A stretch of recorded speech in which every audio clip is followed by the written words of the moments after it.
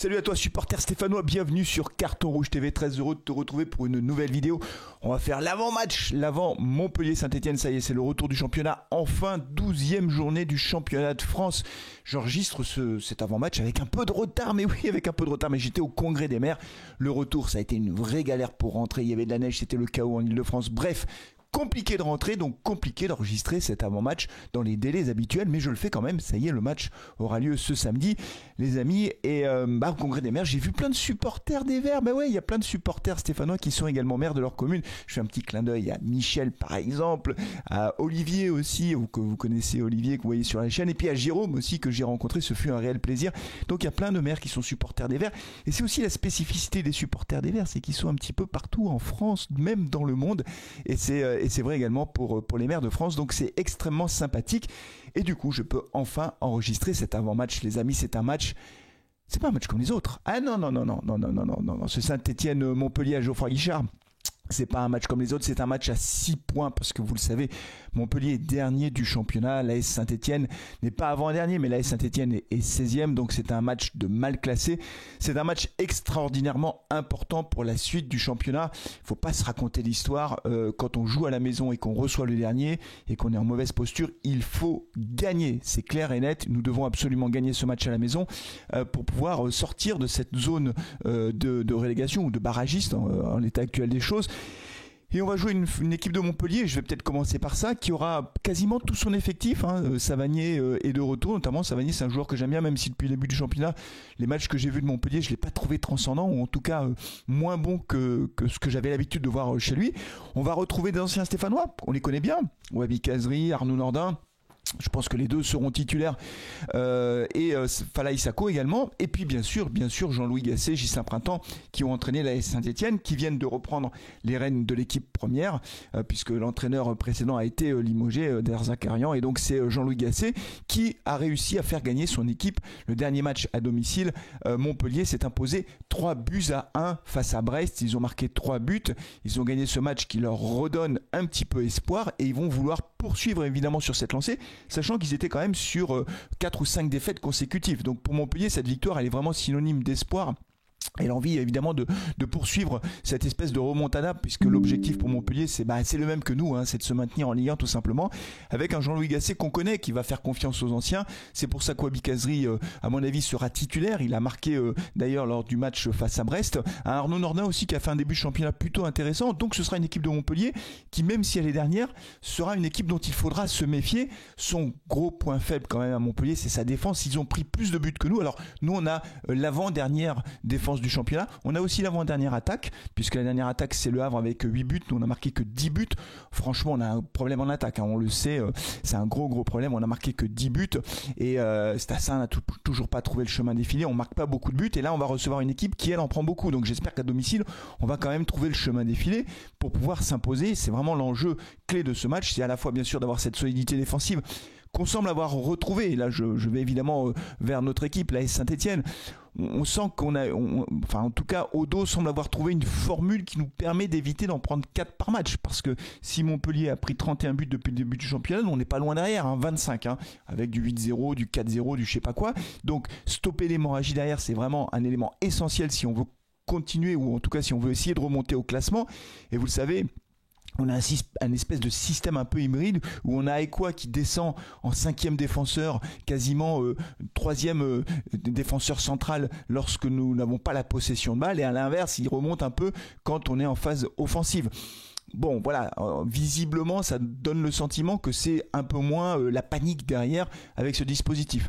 Donc on verra ce que ça donne. Ce qui est sûr, c'est qu'il va falloir qu'on marque des buts. Et là pour le coup, vraiment dans l'animation offensive et dans notre capacité à être décisif devant, là c'est vraiment la grosse interrogation. Alors on sait qu'on aura des absents face à Montpellier. Michael Nadé est blessé, on le sait, c'est moins grave que ce qu'on pouvait craindre au début quand on regardait les images, mais il sera absent.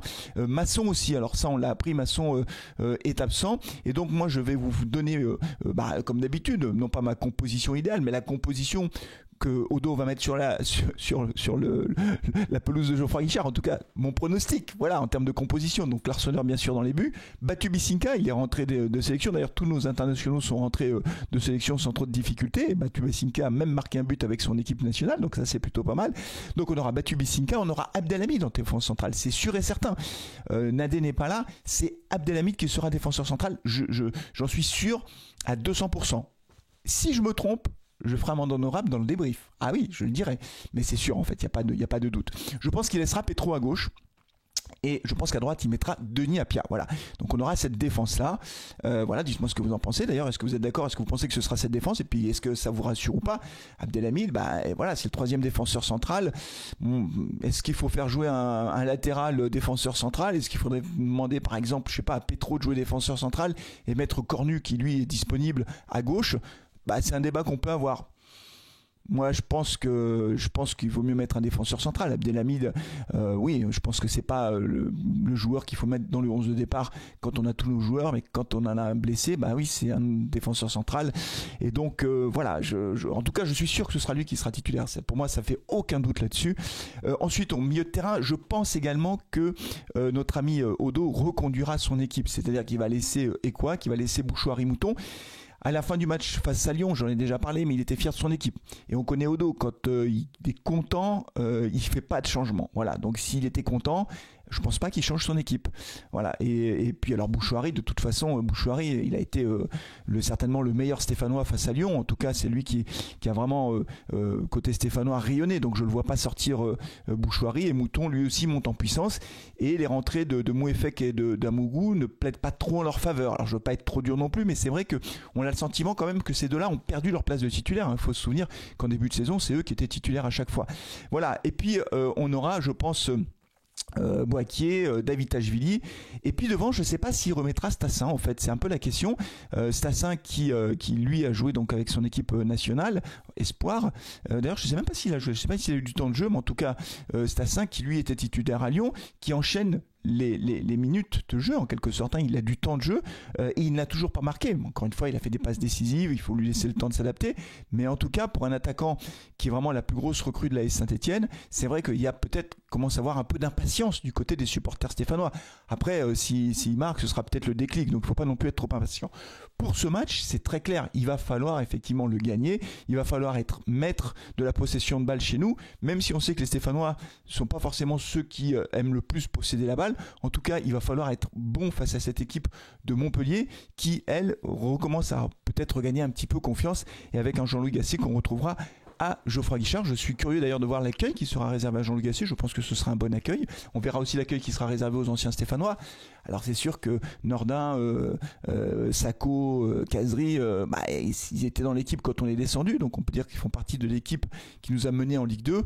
Voilà, bon, ils n'étaient pas les seuls responsables, donc je pense pas qu'ils soient sifflés, je sais pas, je pense pas, honnêtement, on verra, mais je ne pense pas. En tout cas, si j'étais au stade, je ne les sifflerais pas. Voilà, c'est comme ça. Je me souviens encore du but de Kazri à Metz, le truc de 75 mètres, ça m'avait rendu dingue.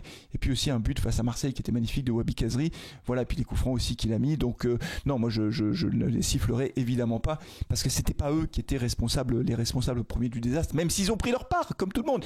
Un dernier mot peut-être pour terminer cet avant-match, un mot pour les supporters qui seront au stade. Il y aura beaucoup de monde au stade. Moi je ne serai pas au stade, mais il y aura beaucoup de monde au stade. Pensez à vous couvrir, je pense qu'il fera très froid, je sais pas, j'ai pas regardé la météo pour demain, mais ça va me rappeler un peu les matchs à Geoffroy Guichard. Vous savez, quand il fait incroyablement froid, t'es au stade, t'es comme ça, t'es transit froid, le froid de Geoffroy Guichard. Dites-moi en commentaire si vous avez des souvenirs avec ça. Est-ce que vous vous souvenez de matchs terribles où la pelouse était enneigée et où il faisait hyper froid? Et puis là, il faut pas que les supporters se mettent torse nu sur les grilles de Geoffroy Guichard, parce que là c'est la pneumonie assurée. Faites attention, vous pourriez tomber malade. C'est pas le moment de se mettre torse nu à Geoffroy Guichard. C'est tout pour aujourd'hui les amis. Donnez-moi aussi votre pronostic. Tiens, si je termine avec les pronostics, donnez-moi votre pronostic en commentaire. Est-ce que vous êtes optimiste ou pas pour ce match les amis?